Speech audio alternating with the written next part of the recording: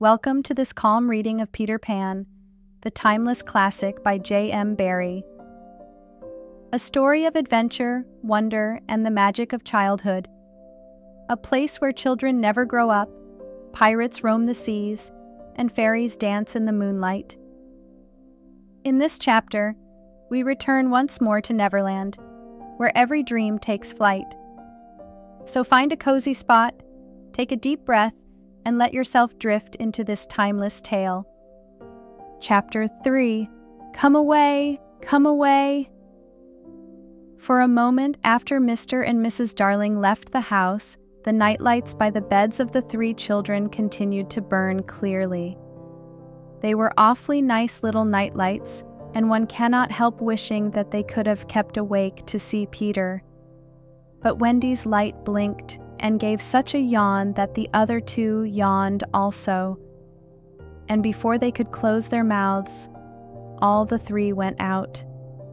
There was another light in the room now, 1,000 times brighter than the night lights, and in the time we have taken to say this, it had been in all the drawers in the nursery, looking for Peter's shadow, rummaged the wardrobe and turned every pocket inside out.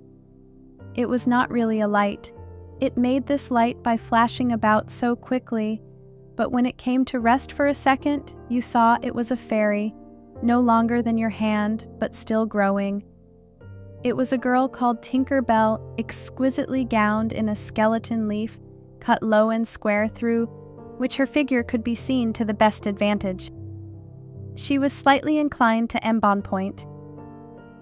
A moment after the fairy's entrance, the window was blown open by the breathing of the little stars, and Peter dropped in.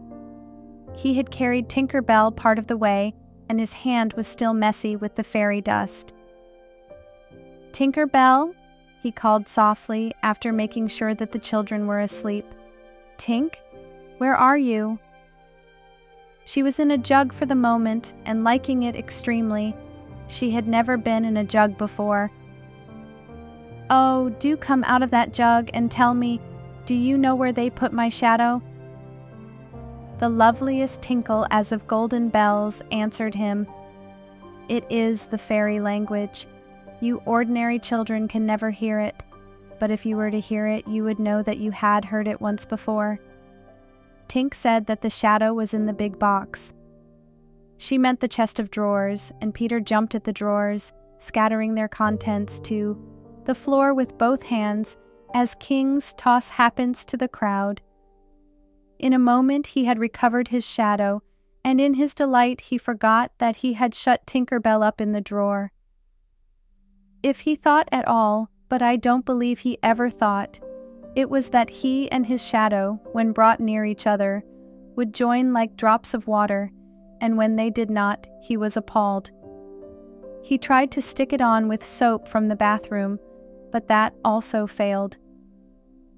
A shudder passed through Peter, and he sat on the floor and cried. His sobs woke Wendy, and she sat up in bed. She was not alarmed to see a stranger crying on the nursery floor. She was only pleasantly interested. "Boy," she said courteously, "why are you crying?" Peter could be exceeding polite also, having learned the grand manner at fairy ceremonies, and he rose and bowed to her beautifully.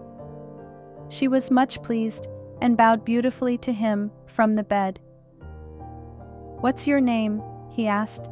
"Wendy Moira Angela Darling," she replied with some satisfaction. "What is your name?" "Peter Pan."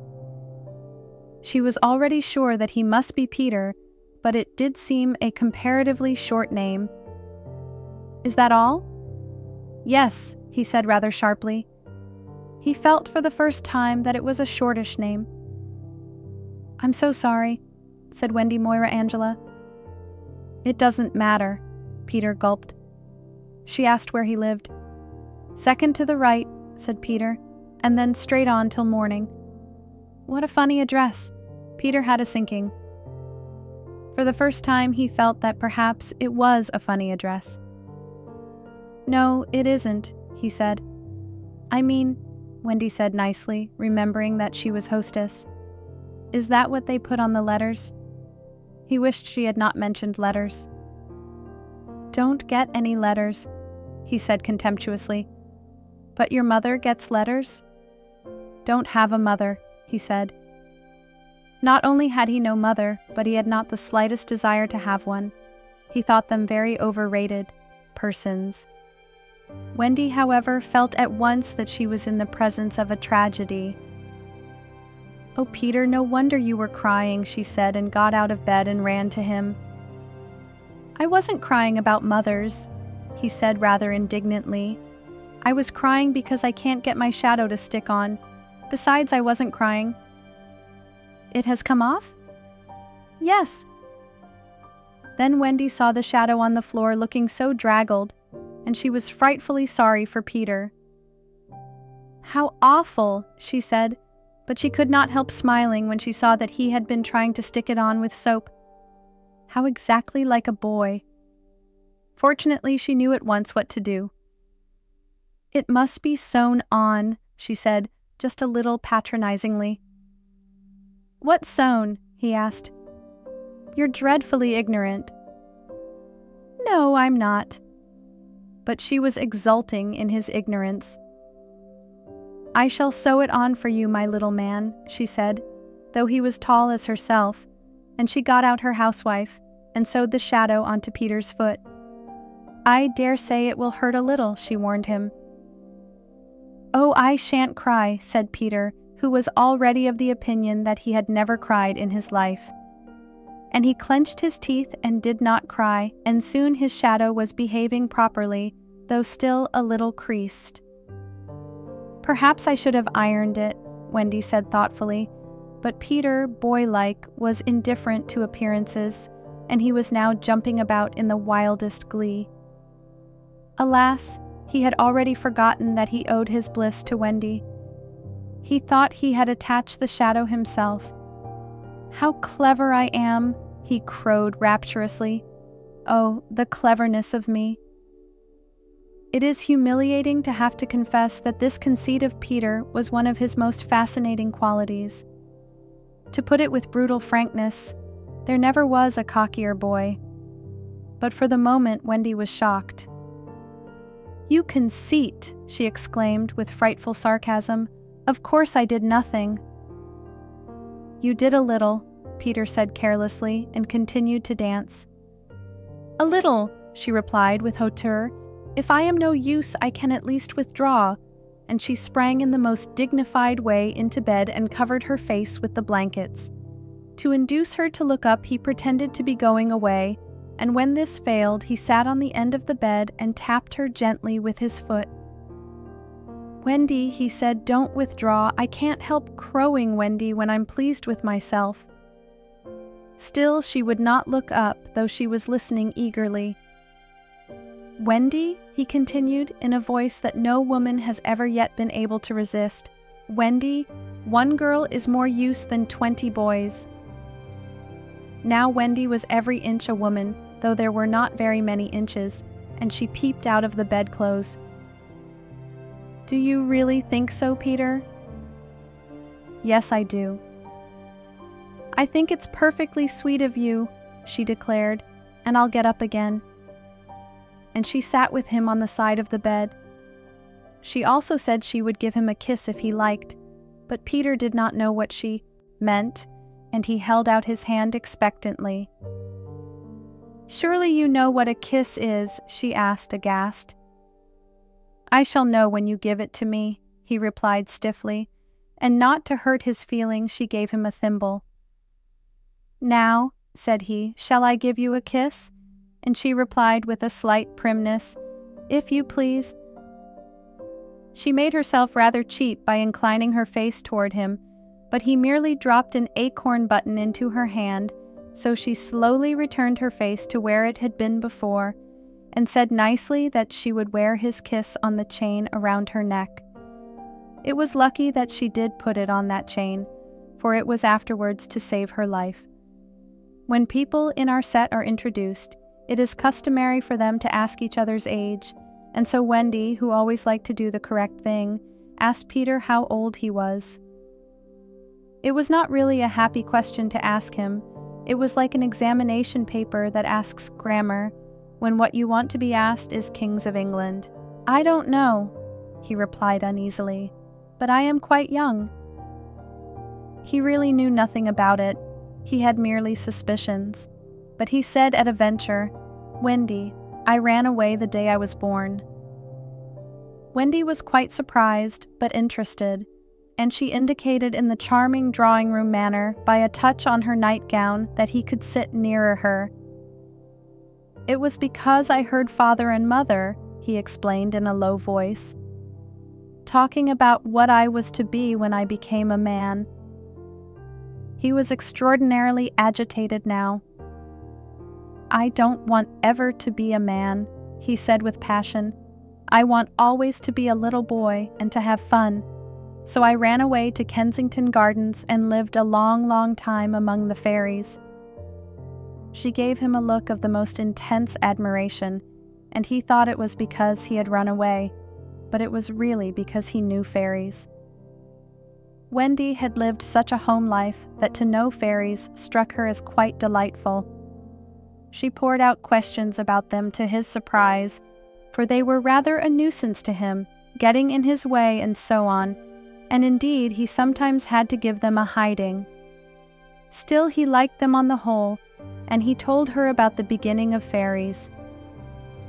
You see, Wendy, when the first baby laughed for the first time, its laugh broke into 1,000 pieces, and they all went skipping about, and that was the beginning of fairies. Tedious talk this, but being a stay-at-home, she liked it. And so, he went on good-naturedly, there ought to be one fairy for every boy and girl. Ought to be, isn't there? No. You see, children know such a lot now. They soon don't believe in fairies, and every time a child says, I don't believe in fairies, there is a fairy somewhere that falls down dead. Really, he thought they had now talked enough about fairies, and it struck him that Tinker Bell was keeping very quiet. I can't think where she has gone to, he said, rising, and he called Tink by name. Wendy's heart went flutter with a sudden thrill. Peter, she cried, clutching him, you don't mean to tell me that there is a fairy in this room? She was here just now, he said a little impatiently. You don't hear her, do you? And they both listened. The only sound I hear, said Wendy, is like a tinkle of bells. Well, that's Tink, that's the fairy language. I think I hear her too. The sound came from the chest of drawers, and Peter made a merry face. No one could ever look quite so merry as Peter, and the loveliest of gurgles was his laugh. He had his first laugh still. Wendy, he whispered gleefully, I do believe I shut her up in the drawer. He let poor Tink out of the drawer, and she flew about the nursery screaming with fury. You shouldn't say such things, Peter retorted. Of course I'm very sorry, but how could I know you were in the drawer? Wendy was not listening to him. Oh, Peter, she cried, if she would only stand still and let me see her. They hardly ever stand still, he said, but for one moment Wendy saw the romantic figure come to rest on the cuckoo clock. Oh, the lovely, she cried, though Tink's face was still distorted with passion. Tink, said Peter amiably, this lady says she wishes you were her fairy. Tinker Bell answered insolently. What does she say, Peter? He had to translate. She is not very polite. She says you are a great ugly girl and that she is my fairy. He tried to argue with Tink. You know you can't be my fairy, Tink, because I am a gentleman and you are a lady. To this, Tink replied in these words, You silly ass, and disappeared into the bathroom. She is quite a common fairy, Peter explained apologetically. She is called Tinker Bell because she mends the pots and kettles. They were together in the armchair by this time, and Wendy plied him with more questions. If you don't live in Kensington Gardens now, sometimes I do still. But where do you live mostly now? With the Lost Boys. Who are they? They are the children who fall out of their perambulators when the nurse is looking the other way. If they are not claimed in 7 days, they are sent far away to the Neverland to defray expenses. I'm captain." "What fun it must be."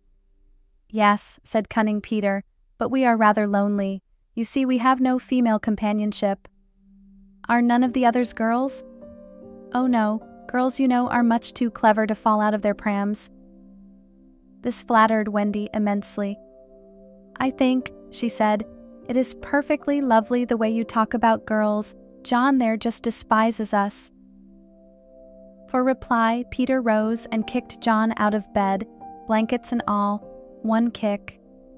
This seemed to Wendy rather forward for a first meeting, and she told him with spirit that he was not captain in her house. However, John continued to sleep so placidly on the floor that she allowed him to remain there. "And I know you meant to be kind," she said, relenting, "so you may give me a kiss." For the moment she had forgotten his ignorance about kisses. "I thought you would want it back," he said a little bitterly, and offered to return her the thimble. "Oh dear," said the nice Wendy, "I don't mean a kiss, I mean a thimble." "What's that?" "It's like this." She kissed him.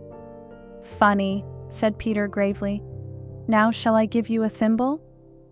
"If you wish to," said Wendy, keeping her head erect this time.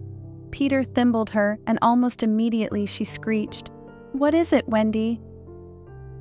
It was exactly as if someone were pulling my hair. That must have been Tink. I never knew her so naughty before. And indeed, Tink was darting about again, using offensive language. "She says she will do that to you, Wendy, every time I give you a thimble." "But why?" "Why, Tink?" Again Tink replied, "You silly ass." Peter could not understand why, but Wendy understood, and she was just slightly disappointed when he admitted that he came to the nursery window not to see her, but to listen to stories. "You see, I don't know any stories. None of the Lost Boys knows any stories." "How perfectly awful," Wendy said. "Do you know," Peter asked, "why swallows build in the eaves of houses? It is to listen to the stories." "Oh, Wendy, your mother was telling you such a lovely story." "Which story was it?" "About the prince who couldn't find the lady who wore the glass slipper." "Peter," said Wendy excitedly, "that was Cinderella, and he found her and they lived happily ever after." Peter was so glad that he rose from the floor, where they had been sitting, and hurried to the window. "Where are you going?" she cried with misgiving. "To tell the other boys."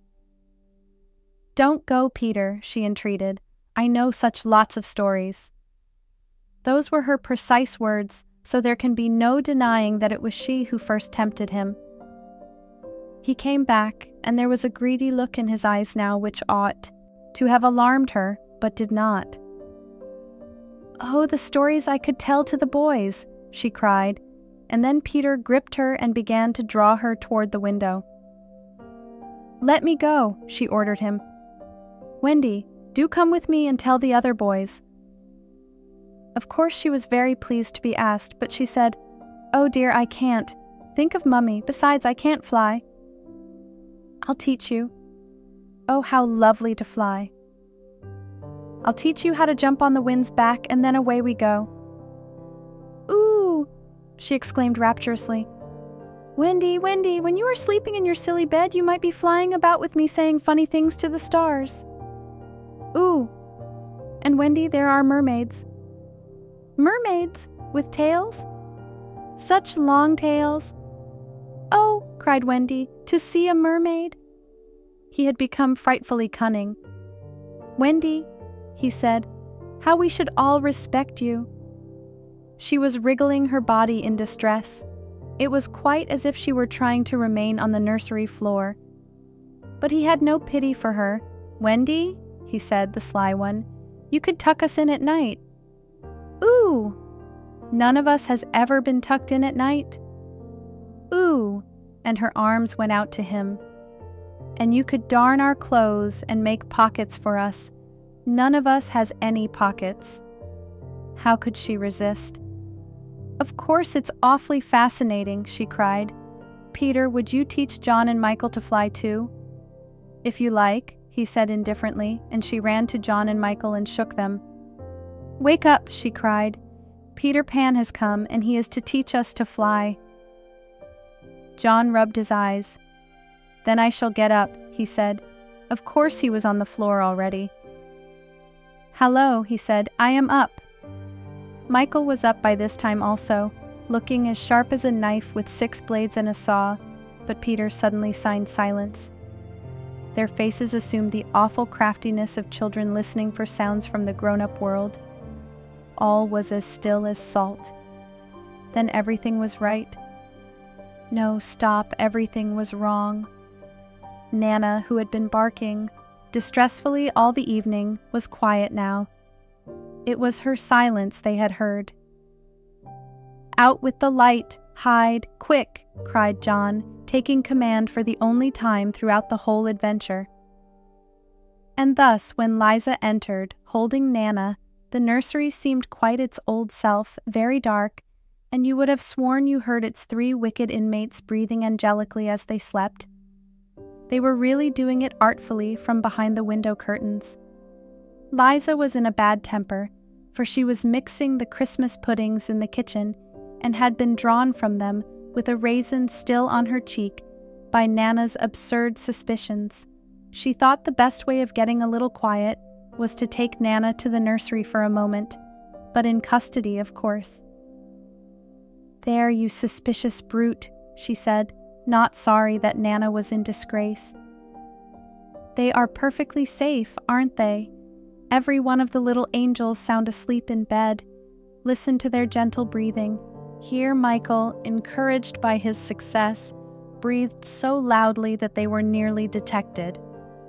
Nana knew that kind of breathing, and she tried to drag herself out of Liza's clutches. But Liza was dense. "No more of it, Nana," she said sternly, pulling her out of the room.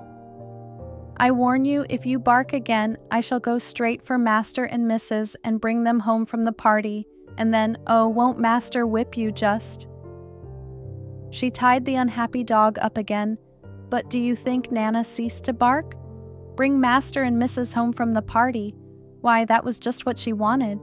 Do you think she cared whether she was whipped so long as her charges were safe? Unfortunately, Liza returned to her puddings, and Nana, seeing that no help would come from her, strained and strained at the chain until at last she broke it. In another moment she had burst into the dining room of 27 and flung up her paws to heaven, her most expressive way of making a communication. Mr. and Mrs. Darling knew at once that something terrible was happening in their nursery, and without a goodbye to their hostess, they rushed into the street. But it was now 10 minutes since 3 scoundrels had been breathing behind the curtains, and Peter Pan can do a great deal in 10 minutes. We now return to the nursery. "It's all right," John announced, emerging from his hiding place. "I say, Peter, can you really fly?" Instead of troubling to answer him, Peter flew around the room, taking the mantelpiece on the way. "How topping," said John and Michael. "How sweet," cried Wendy. "Yes, I'm sweet, oh, I am sweet," said Peter, forgetting his manners again. It looked delightfully easy, and they tried it first from the floor and then from the beds, but they always went down instead of up. "I say, how do you do it?" asked John, rubbing his knee. He was quite a practical boy. "You just think lovely, wonderful thoughts," Peter explained, "and they lift you up in the air." He showed them again. "You're so nippy at it," John said. "Couldn't you do it very slowly once?" Peter did it both slowly and quickly. "I've got it now, Wendy," cried John, but soon he found he had not. Not one of them could fly an inch, though even Michael was in words of 2 syllables, and Peter did not know A from Z.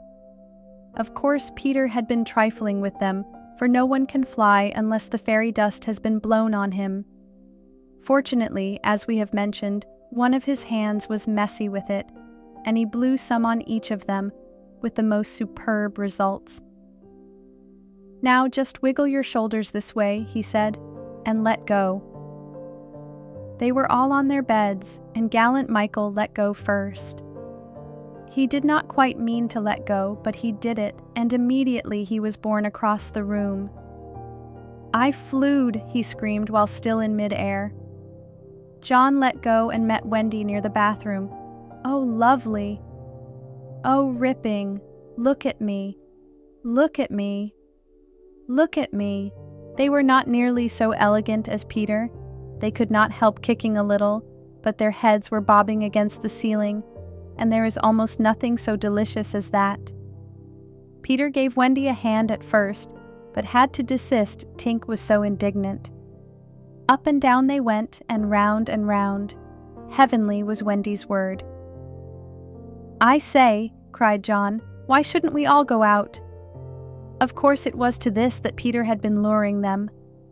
Michael was ready. He wanted to see how long it took him to do 1,000,000,000 miles, but Wendy hesitated. "Mermaids," said Peter again. "Ooh, and there are pirates." "Pirates," cried John, seizing his Sunday hat. "Let us go at once." It was just at this moment that Mr. and Mrs. Darling hurried with Nana out of 27. They ran into the middle of the street to look up at the nursery window, and yes, it was still shut, but the room was ablaze with light, and most heart-gripping sight of all, they could see in shadow on the curtain 3 little figures in night attire circling round and round, not on the floor, but in the air. Not 3 figures, 4. In a tremble, they opened the street door. Mr. Darling would have rushed upstairs, but Mrs. Darling signed him to go softly. She even tried to make her heart go softly. Will they reach the nursery in time? If so, how delightful for them, and we shall all breathe a sigh of relief, but there will be no story. On the other hand, if they are not in time, I solemnly promise that it will all come right in the end. They would have reached the nursery in time had it not been that the little stars were watching them. Once again the stars blew the window open, and that smallest star of all called out, "Cave, Peter." Then Peter knew that there was not a moment to lose. "Come," he cried imperiously, and soared out at once into the night, followed by John and Michael and Wendy. Mr. and Mrs. Darling and Nana rushed into the nursery too late. The birds were flown. Thank you for joining this chapter of Peter Pan. If you enjoyed this reading, please like the video and subscribe for more timeless classics, and be sure to explore the full Peter Pan series in our playlist. Until next time, keep dreaming.